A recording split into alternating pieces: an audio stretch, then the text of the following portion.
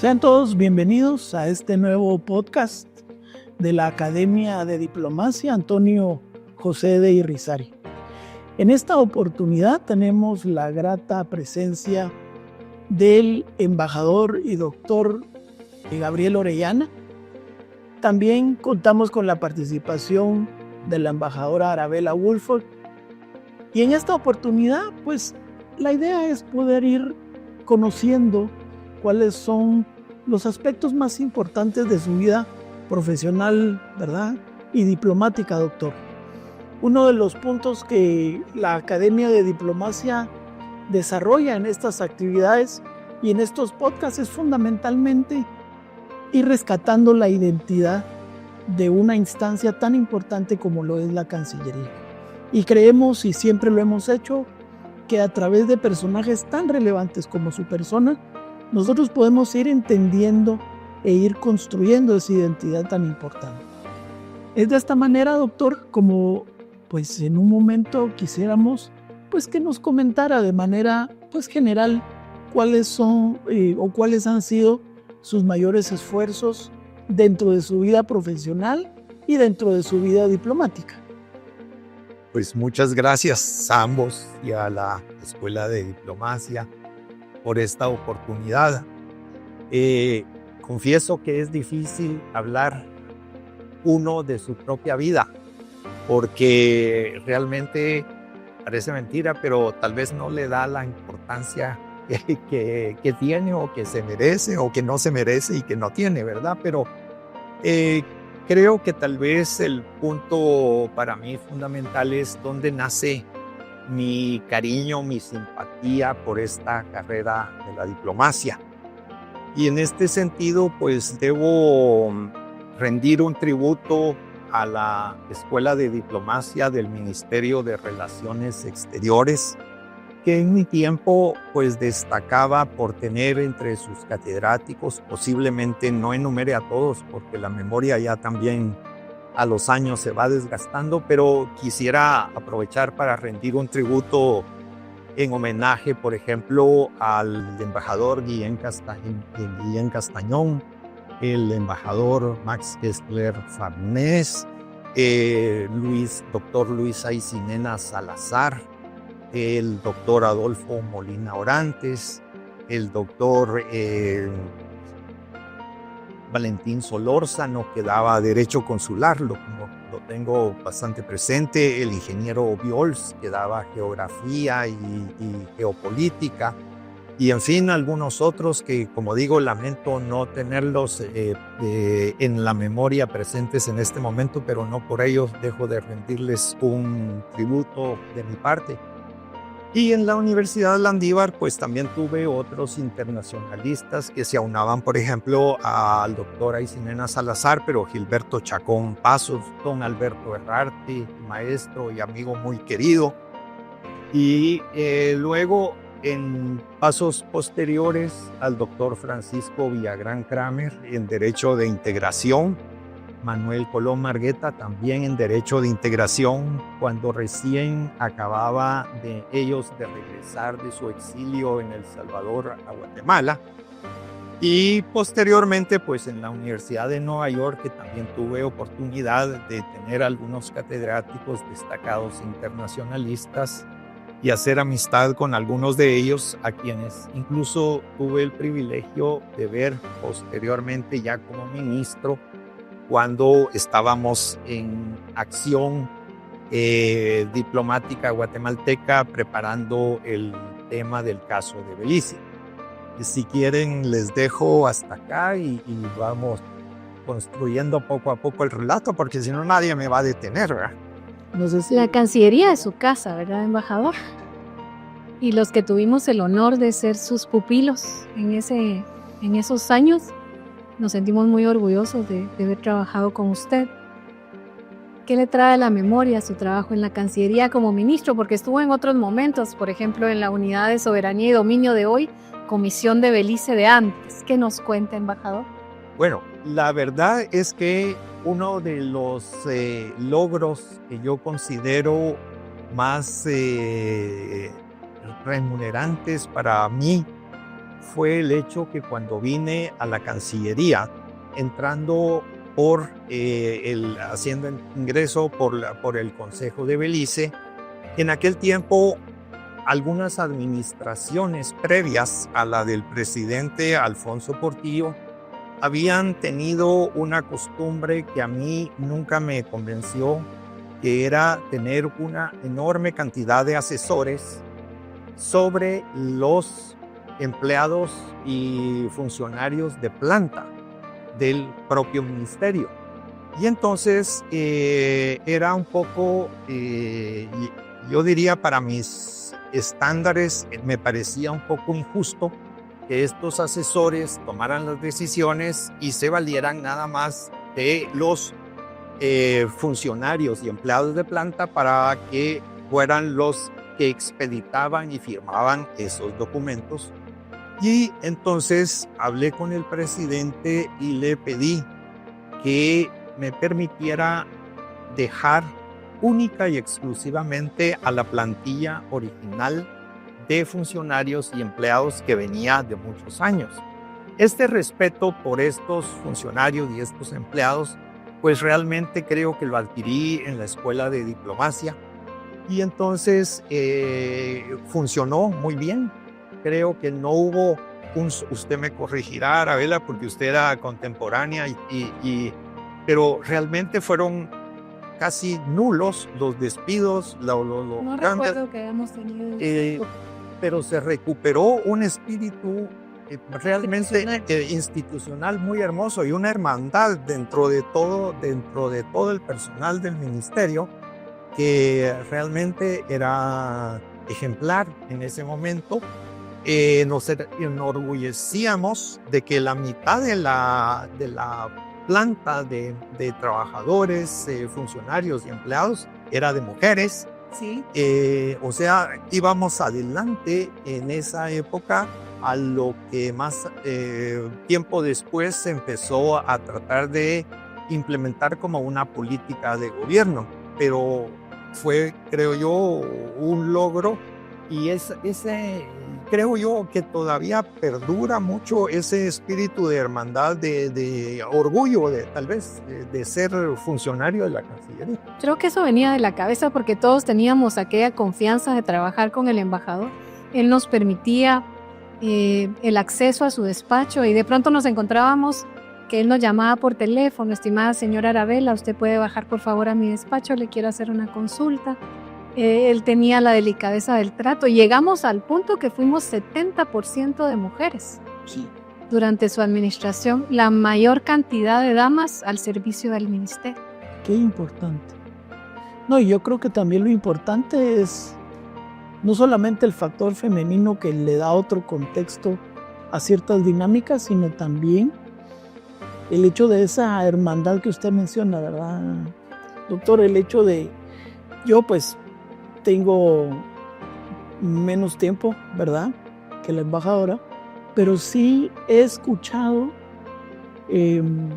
esos grandes comentarios de una Cancillería derivado de esa hermandad, esa solidaridad tan importante que me imagino se generó en aquel momento y que permitió que la sinergia entre todo el equipo de la Cancillería pudiera alinearse y pudiera dinamizarse de una manera más eficiente en el contexto internacional. Hubo algo que también pudo haber contribuido especialmente a generar este espíritu, y es que nosotros estrenamos estas instalaciones.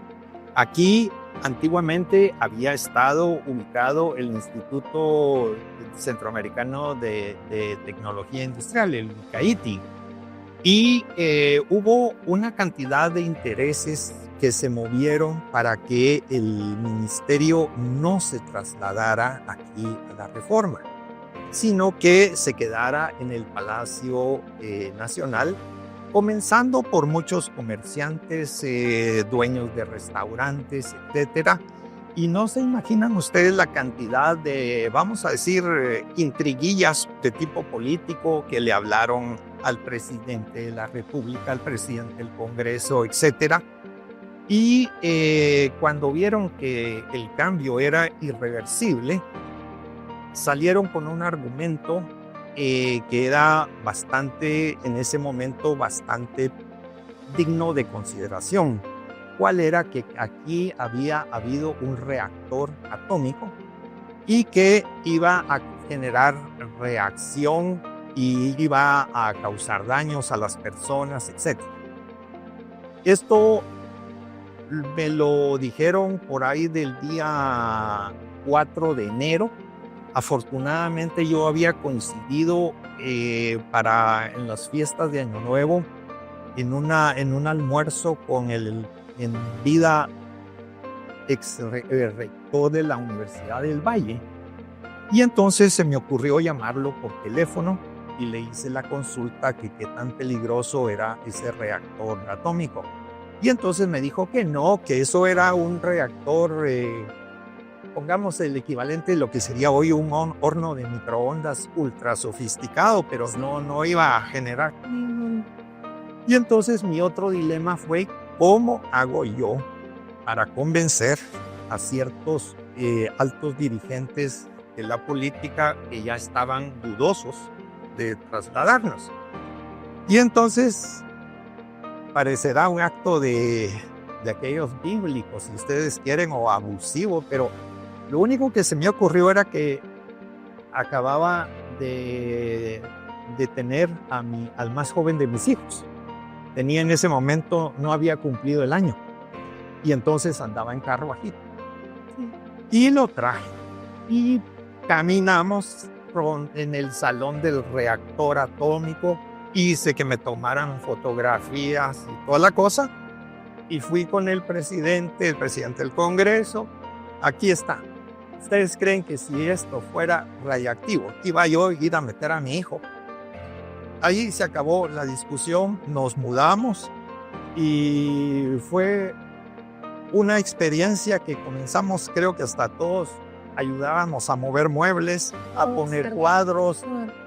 Fue algo muy hermoso, y creo que eso también consolidó ese cariño, esa amistad. Y luego pues ya vinieron las aventuras de tipo político, y esa es otra. Te aunaron.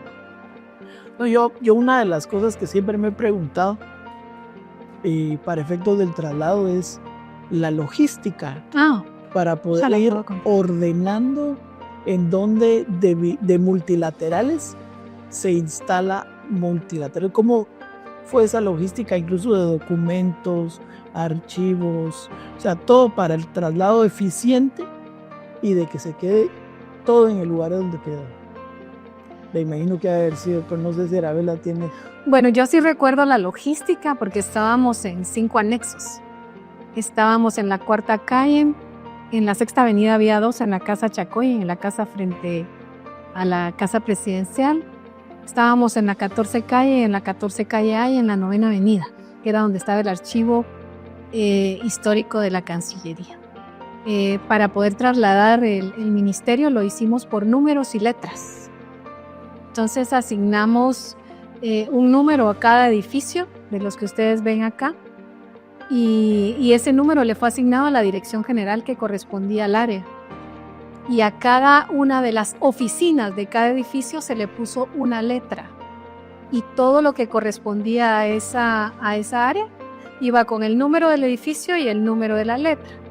Se contrató un servicio de traslado, de logística, todos muy ordenados. Recibimos la instrucción de guardar todo nuestro material, embalarlo bien. La empresa recogía todas las cajas, equipos y demás, y utilizamos también los busitos del Minex, los camioncitos que teníamos de límites. Todo llegó a cada oficina. No se quedaron cajas en los pasillos ni en las áreas comunes, todo llegó al área que correspondía, y parecería difícil, pero fue un orden increíble. Y en ese entonces pues colaboró mucho el que hoy es nuestro cónsul general en Atlanta, Roberto Archila, que se hizo cargo de esa logística de traslado. Sí, lo recuerdo muy bien. Interesante. Muy. Pues muy interesante. Doctor, nosotros hemos conversado respecto a aspectos internos. En el tiempo en que usted fue ministro, ¿cuál era el contexto internacional y los principales temas que se veían en aquellos momentos? Bueno, yo diría, y hablo por lo que a mí me correspondió lidiar, y fue, en primer lugar, un contexto en que Guatemala acababa de salir de la guerra, acababan de firmarse los acuerdos de paz, había una gran presión internacional en reclamo de acuerdos que no se habían cumplido a medias, no se habían cumplido en un 100%. Y obviamente teníamos otro problema, y era que salíamos de un gobierno que recién había firmado la paz, pero que también nos había heredado el estartazo para buscar una solución amistosa en el caso de Belice. Y entonces enfrentábamos otro aspecto, que era que por vez primera dos gobiernos, el saliente y el entrante, habían armonizado su política internacional en el problema más complejo que tenía Guatemala en ese momento, y que constitucionalmente constituía una asignatura pendiente. De esa cuenta era que muchos intereses hubo para descarrilar ese proceso. Y ese proceso comenzó con que se dieron una secuencia de personas fallecidas supuestamente por las fuerzas armadas beliceñas, o supuestamente, o quitándole el supuestamente. Pero la cuestión era que nosotros veíamos que subyacía en esos casos un interés en poner en contra a las Fuerzas Armadas contra un presidente civil. Y entonces eso acrecentaba los riesgos de que tarde o temprano se pudiera salir de control una reacción que pudiéramos decir hasta natural de las Fuerzas Armadas guatemaltecas en represalia por las muertes de los guatemaltecos. Debo decir que en ese momento el ministro de la Defensa, el presidente de la República también, desempeñaron un papel muy ponderado, muy sereno, y lograron que esto se controlara. Pero también esto demandó de parte nuestra tratar de acelerar en la medida de lo posible el proceso de mediación de la OEA. Porque la idea original era llevar el caso directamente a la Corte Internacional de Justicia, y que eventualmente se pudieran haber negociado que en vez de ir a la Corte se buscara un arbitraje. Había escuelas de pensamiento en aquel momento que pretendían que nos fuéramos a un arbitraje seco el bono, lo cual era prácticamente inviable.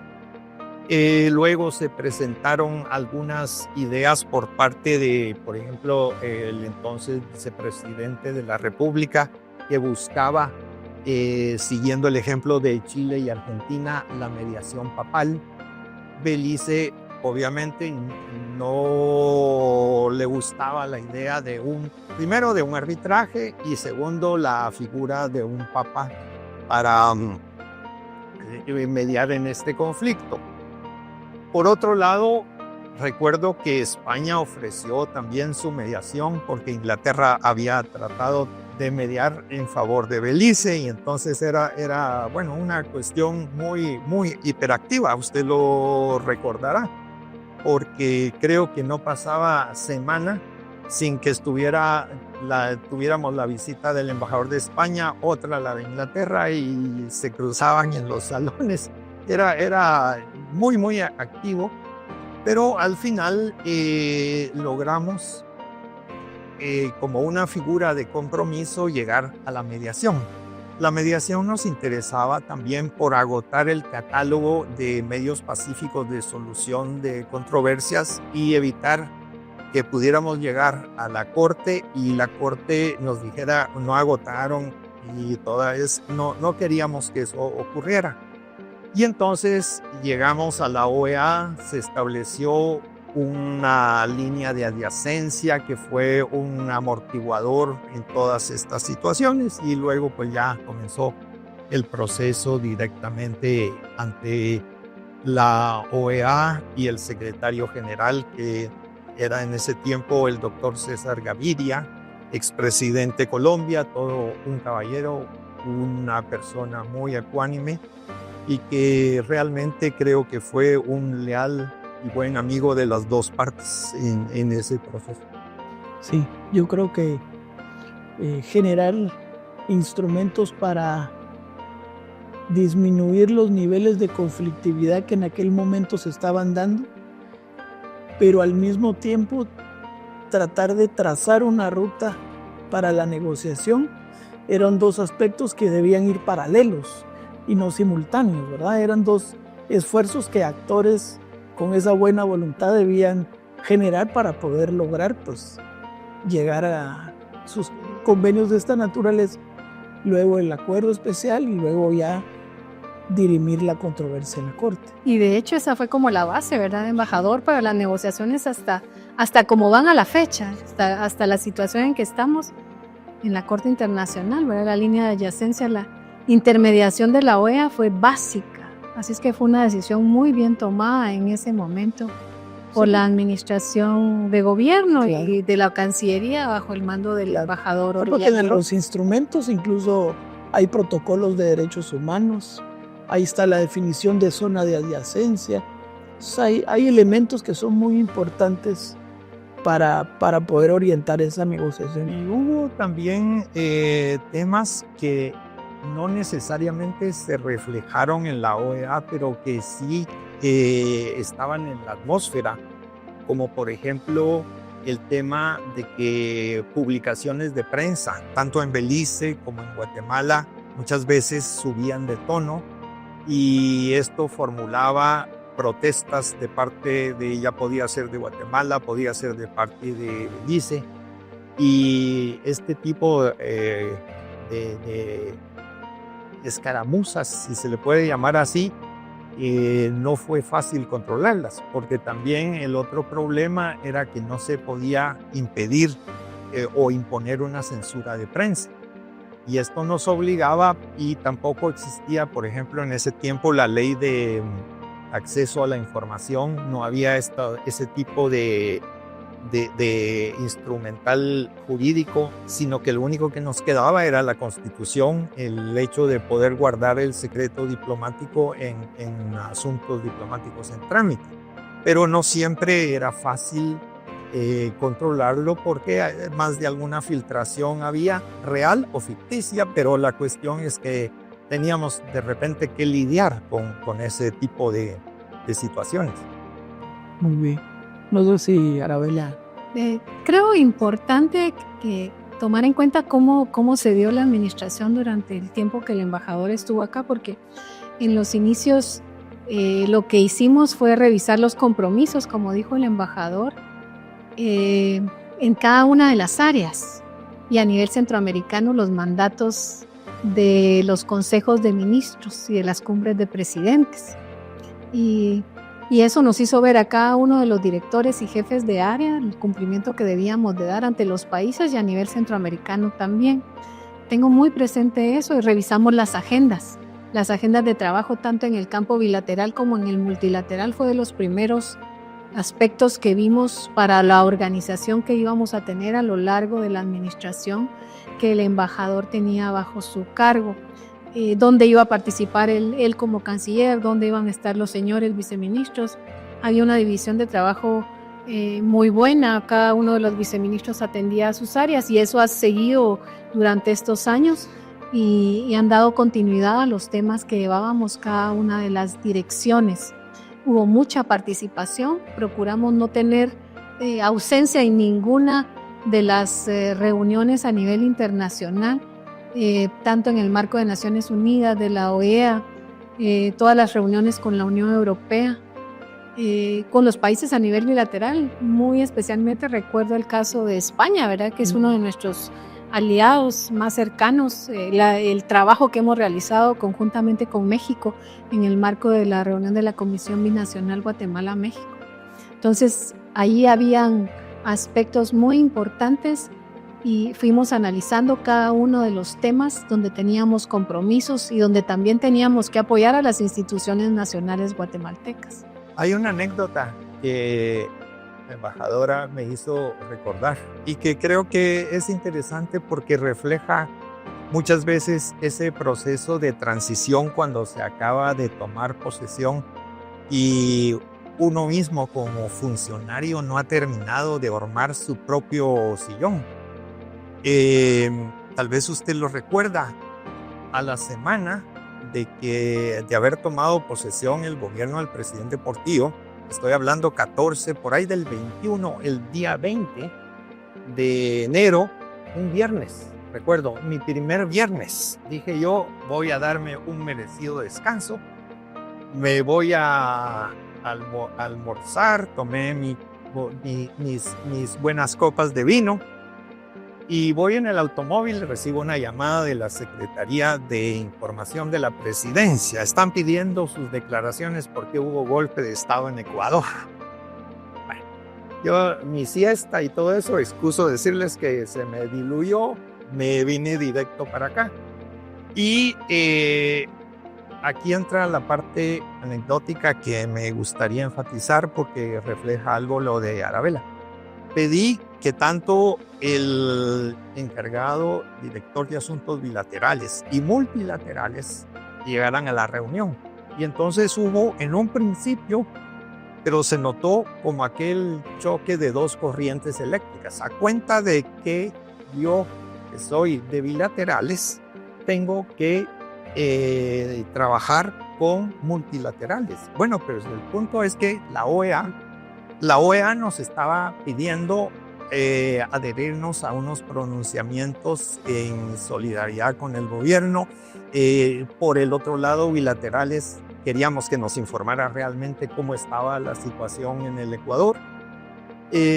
Fue muy interesante no solo manejar esa situación casi recién llegado a la Cancillería, pero más que todo la relación humana entre dos directores buenos los dos, pero ambos muy empoderados de sus áreas de trabajo y entonces como lograr la colaboración entre los dos no fue difícil, pero en un principio sí romper ese hielo fue muy interesante y luego se reflejó en el apoyo que entre los tres le dimos a la persona que estaba temporalmente ocupando el cargo de representante permanente de Guatemala porque el original representante había puesto el cargo a disposición del gobierno y lo estaba supliendo esta persona que pues en algún momento la tomó de sorpresa como a todos este golpe de Estado.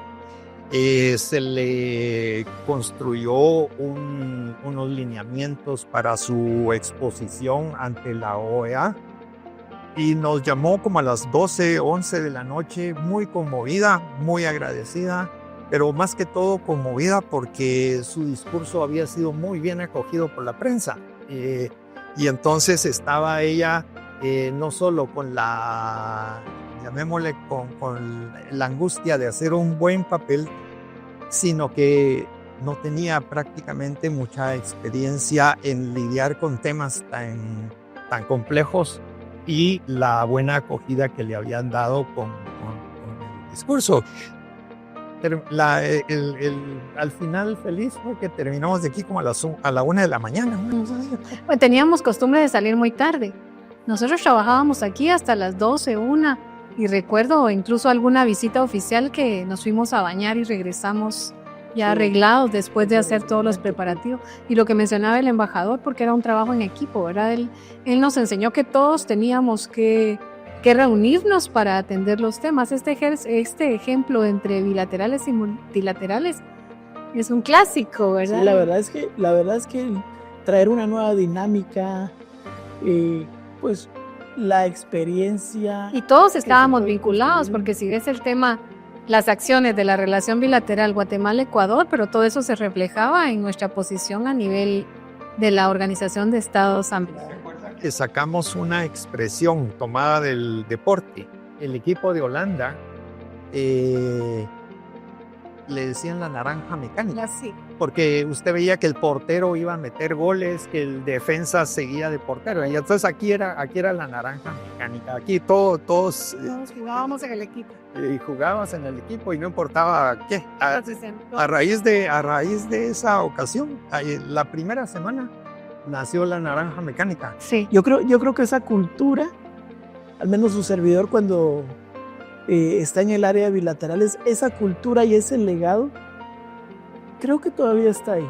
Y es que lo que pasa es que como estábamos en edificios diferentes, veníamos con esa idea, ¿verdad? Aquí está esta área en otro edificio, pero ya estando aquí éramos todos juntos, todos equipo directamente con el despacho, trabajar con... Sí, yo creo que esa, como le digo, ese legado, cuando hay visitas bilaterales, uno no puede decir, mira, la visita es de México, no.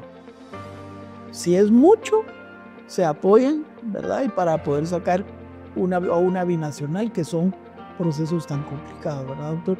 Doctor, fíjese que pues también hemos conversado aspectos dentro de su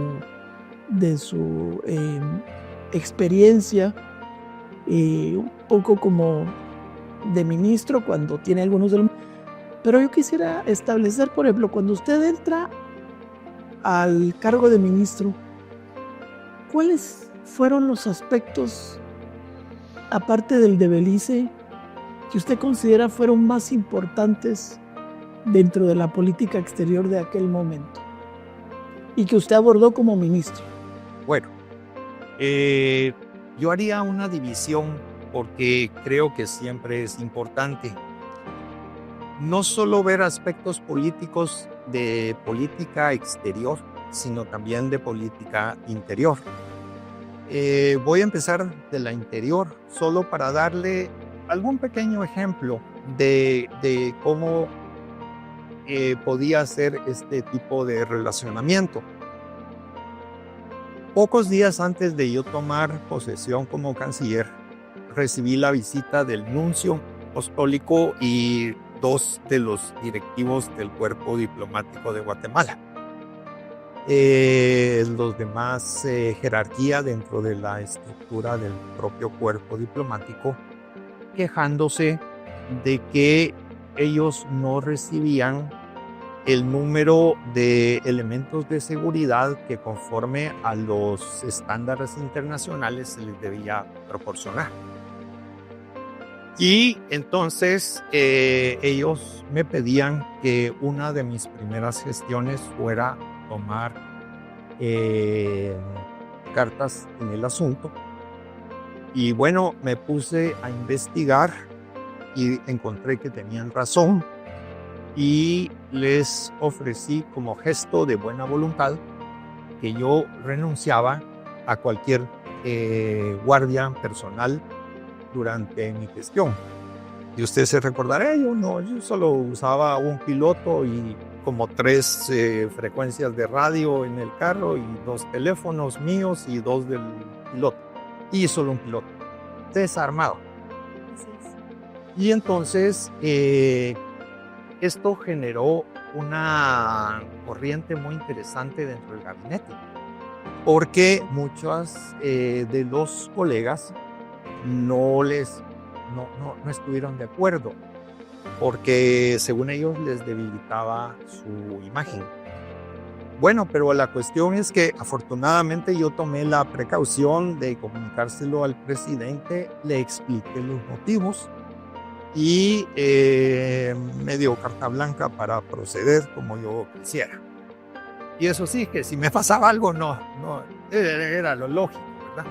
Pero la idea que yo les trasladaba era que muchas veces llevar exceso de personal de seguridad llama más la atención que pasar desapercibido.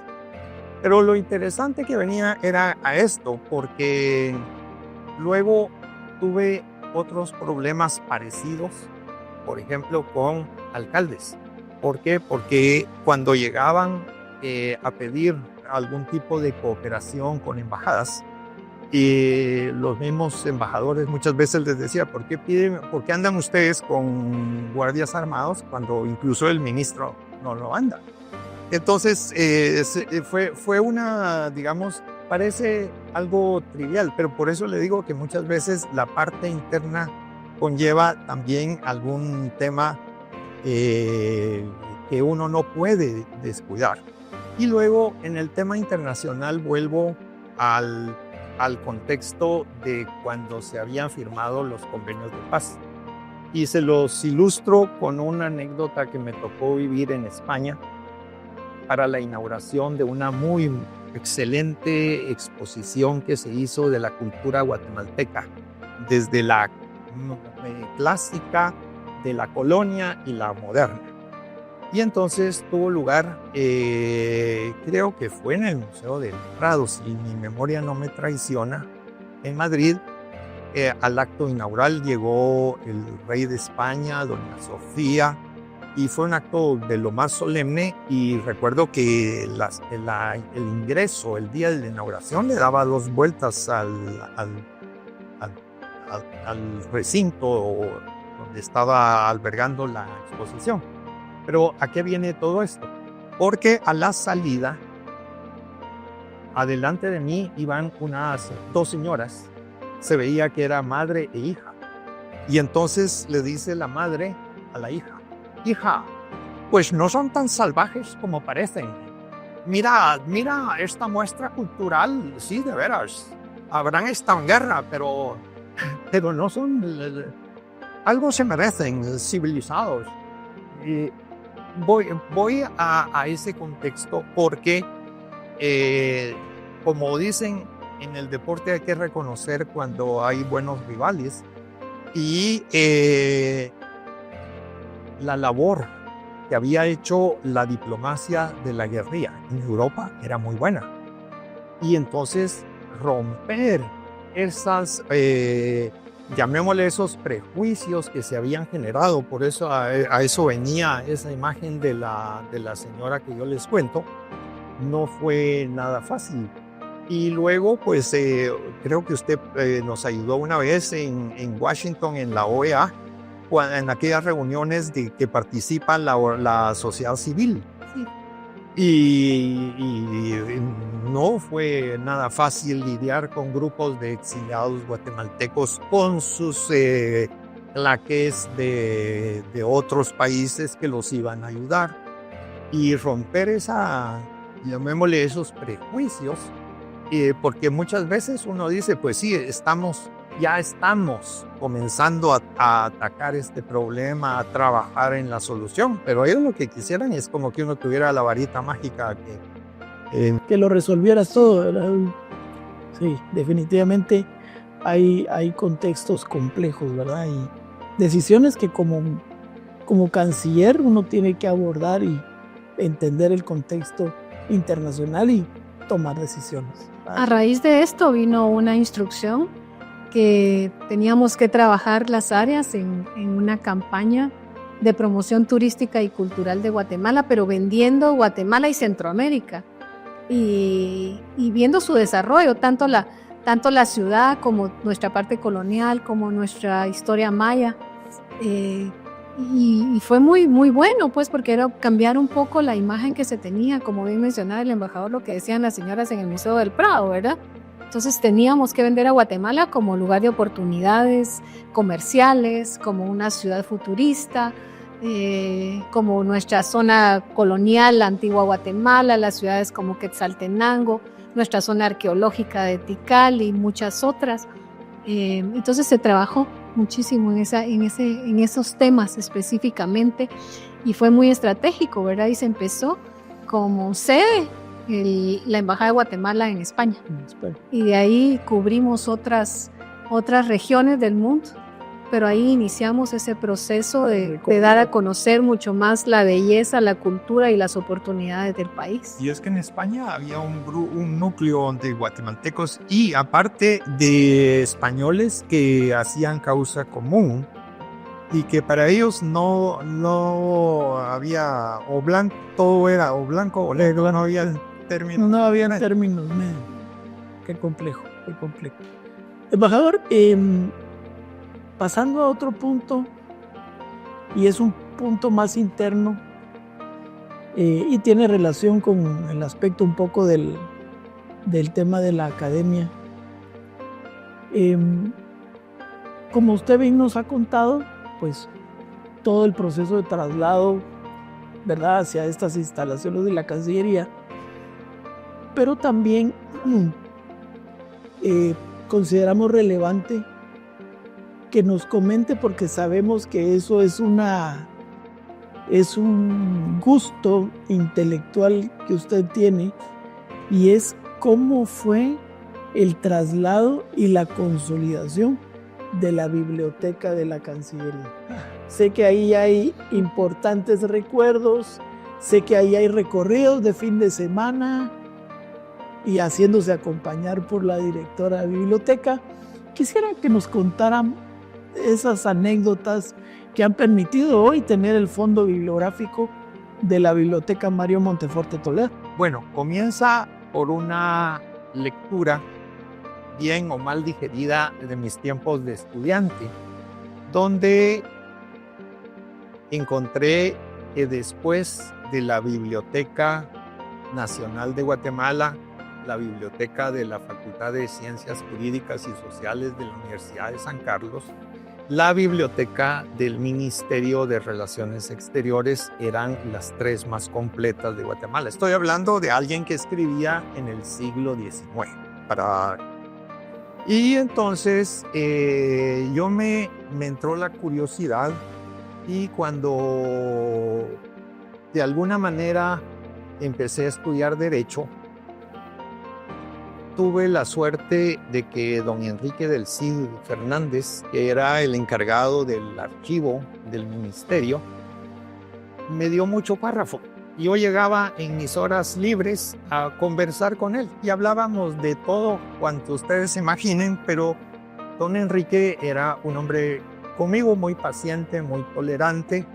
En ese tiempo su oficina estaba en la Quinta Calle y Sexta Avenida, no en la Casa Chacón, sino en la que está sobre la calle, en un segundo piso, y mis padres vivían también en la Quinta Calle por la Iglesia de la Merced. Entonces yo, después de refaccionar y vestir al colegio, me iba a hablar con don Enrique del Cid y me enseñó parte del archivo, y ahí le fui tomando cariño no solo al ministerio, sino a la institución. Cuando el terremoto, vi cómo lo que se decía la biblioteca estaba disperso en la Quinta Calle, en la Novena Avenida, en el Palacio Nacional, hasta en los baños. Pues esto no me dejará mentir. Pero en los baños habían cajas con libros que nadie veía. ¿Por qué me enteré de que en los baños habían libros? Porque se me andaba buscando una vez un tratado de extradición. Y hay que reconocer, lo ubicaron porque lo ubicaron. No tomó mucho tiempo, pero me llamó la atención lo original de dónde estaba. Era un baño que también no estaba activo. Pero en el Palacio Nacional, ustedes se recuerdan que habían instalaciones que se habían quedado obsoletas o que ya sucumbían ante el peso de los escritorios y todo, y entonces cancelaban algún baño y abrían otro, en fin. Entonces lo que había sido una sala de baño, pues ahí estaba parte de la biblioteca. Cuando nos trasladamos, el punto era primero encontrar una persona que se hiciera cargo tiempo completo de la biblioteca, porque no lo había. Y entonces creo que fue Carlos Raúl, sí, quien encontró a doña Doris. Y entonces le dijimos que hiciera su carta de Santa Claus. Es decir, que pidiera cuantas libreras, etcétera. Pidió una buena cantidad de libreras y resultaron insuficientes. Pero bueno, la cuestión es que fuimos poco a poco buscando ubicación. Primero fue un salón, después el salón se quedó corto y hubo necesidad de otro. Y entonces, afortunadamente, en ese momento había un programa de cooperación de la República China. Y entonces nos dijeron que ellos patrocinaban programas para las cancillerías. Fue ahí donde nace este edificio, destinado originalmente única y exclusivamente a la biblioteca, salones de proyección, salones para cómputo, etc. Y luego comenzamos con que el fondo de la biblioteca necesitaba acrecentarse por mis hobbies. Yo tengo muchas amistades en el mundo de los libros de viejo y entonces comenzamos a hacer excursiones semanales a las bibliotecas. Cupo también en suerte que había fallecido el doctor José Matos. Se me ocurrió buscar la biblioteca, pero no aparecía y la fuimos encontrando en distintos lotes, en distintas librerías de viejo. Afortunadamente, muchos estaban en francés, en inglés, no se vendían y ahí los recuperamos. Y luego, pues como yo era asiduo comprador, nos daban descuento. Entonces era cuando íbamos de cacería los fines de semana, los días sábados, o lo que pasaba era que dejábamos el encargo y llamaban, y si yo no podía porque estaba de viaje y todo, entonces iba Doris o la embajadora. Y tenía sus secretos, porque a la mayoría de las personas pasan al primer salón, ¿verdad? Pero atrás de ese salón, Atrás de la cortina. en esas librerías habían Sí. joyas, entonces Sí. esa puerta secreta a los salones de adentro estaba abierta para el embajador Gabriel Orellana. Embajador, aquí le tenemos algo preparado. Y cuando íbamos al palacio, porque ya estábamos aquí, íbamos al palacio a alguna reunión y regresábamos, siempre era la parada técnica a la novena. No, en la Décima avenida. décima había, avenida. Desde por ahí por la escuela de comercio, que habían Cabal. varias. ¿Sí? Y Y más adelante, atrás de las oficinas de salud pública y de Sí. las nuestras de la 14. O la Cruz del Sur. Las paradas eran así, Que era- oficiales para nosotros. Era sido visitante de la cultura, Ishmucané, Todo eso. Tecolote. Y habían compendios que le tenían listos que bueno, que había que adquirir para la Cancillería. Pero eso también tuvo otro efecto muy bonito, ¿verdad? Que movió a muchos exfuncionarios y funcionarios a Con dotar. nuestras propias Sí. bibliotecas. Eso ha acrecentado mucho el fondo del... Y también hubo una instrucción para nosotros como directores, subdirectores de áreas, ¿verdad? Porque las unidades reciben libros de distinta naturaleza, de los organismos internacionales, de publicaciones que hacen las academias o las cancillerías. Entonces teníamos que aportar de lo que recibíamos las direcciones para la biblioteca también. Claro. No, y súper interesante, porque de hecho aquí uno encuentra textos y dice donado por tal persona, porque son textos de bibliotecas personales que han venido a acrecentar los fondos, ¿verdad? Sí. Bibliográficos. Embajador, yo también en un momento dado quisiera pues preguntarle respecto a su sentimiento de hoy ser miembro del Comité Jurídico Interamericano. ¿Cuál expectativa tiene? Miren, viéndolo todavía, como dicen, no es lo mismo verla venir que bailar con ella.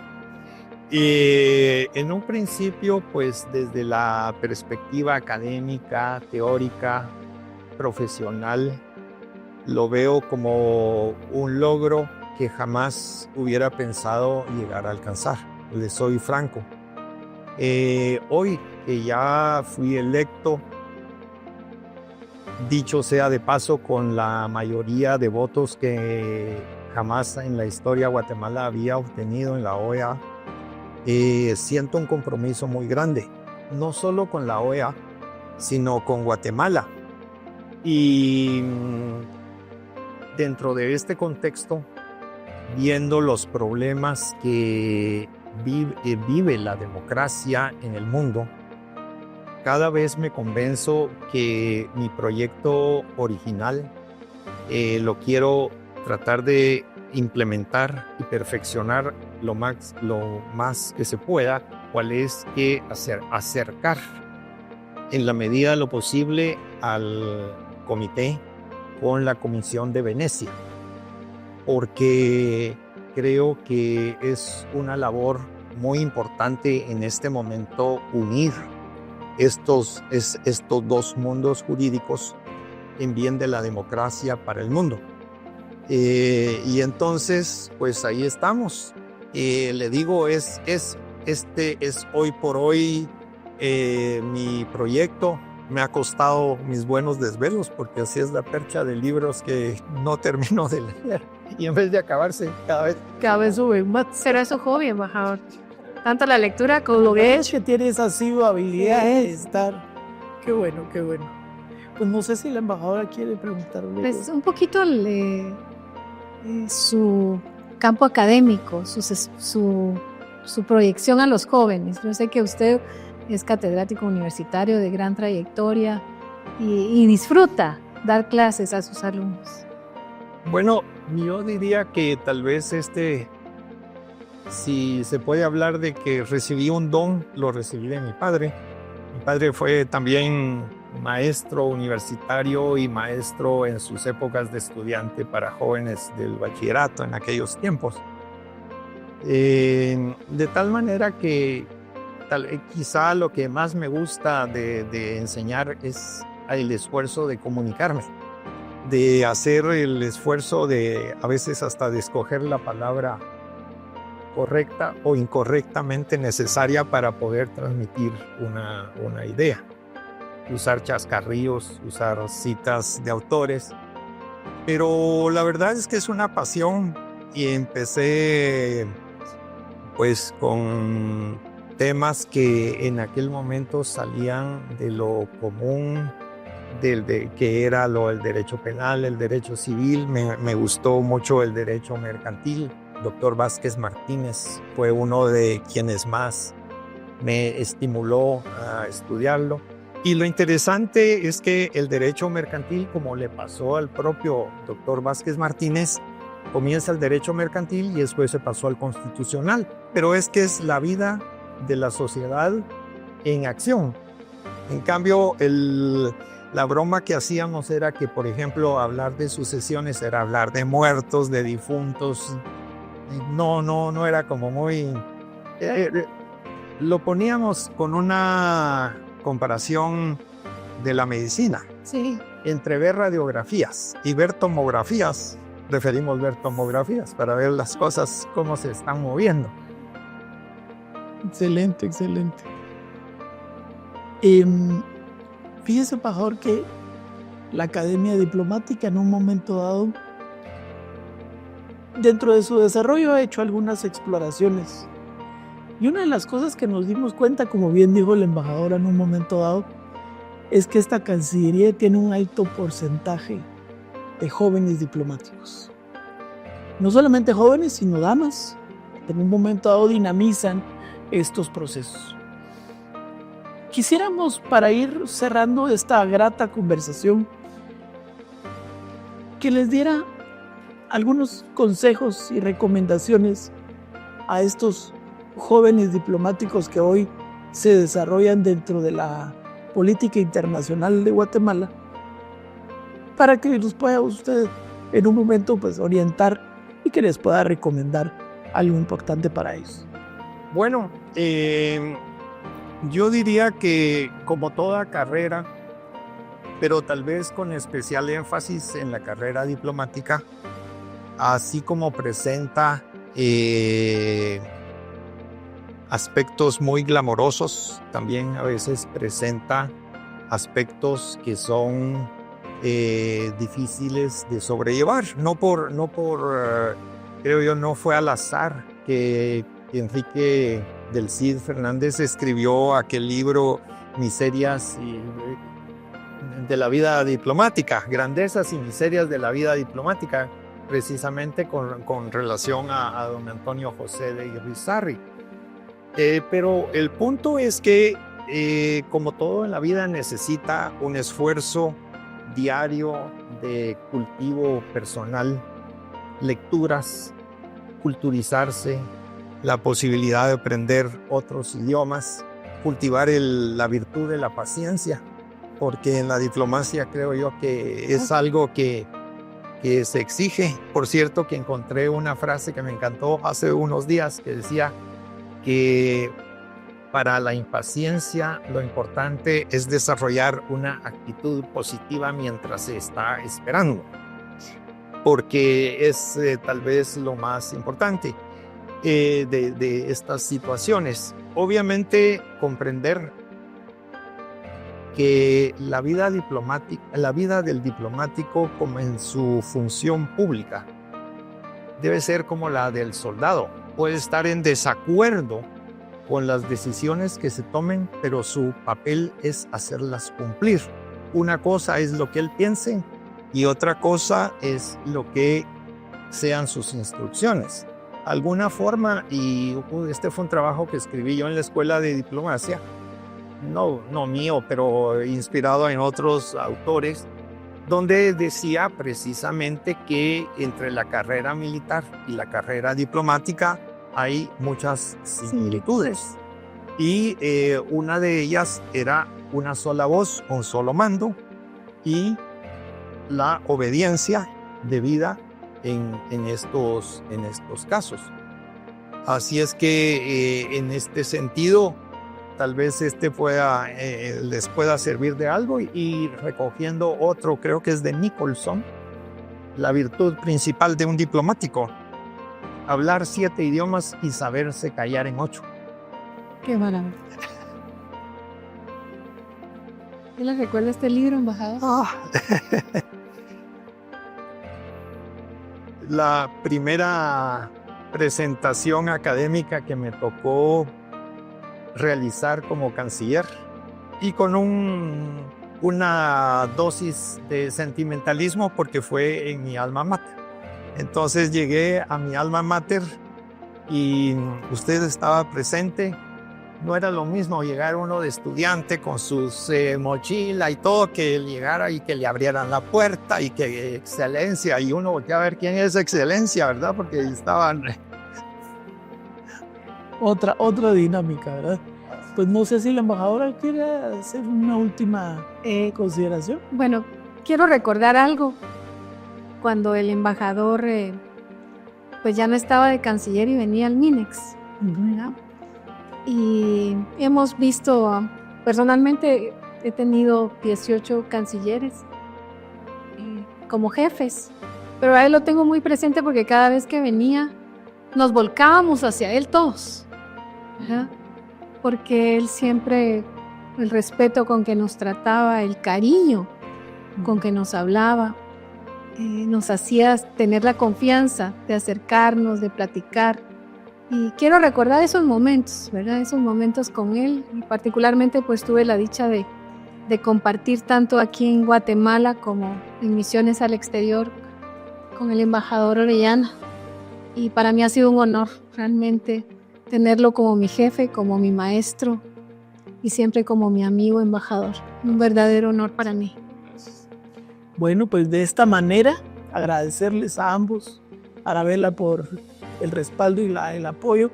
Al doctor, muchas gracias por todas sus consideraciones, sus experiencias, que la verdad es que son las que van a ir construyendo esta identidad, como yo en un momento dado se los había mencionado, y pues las recomendaciones, ¿verdad?, para los jóvenes diplomáticos que hoy desarrollan esta labor dentro del ámbito internacional. Es así como entonces les damos las gracias a este podcast y los invitamos para poder acompañarnos en una próxima actividad. Muchas gracias.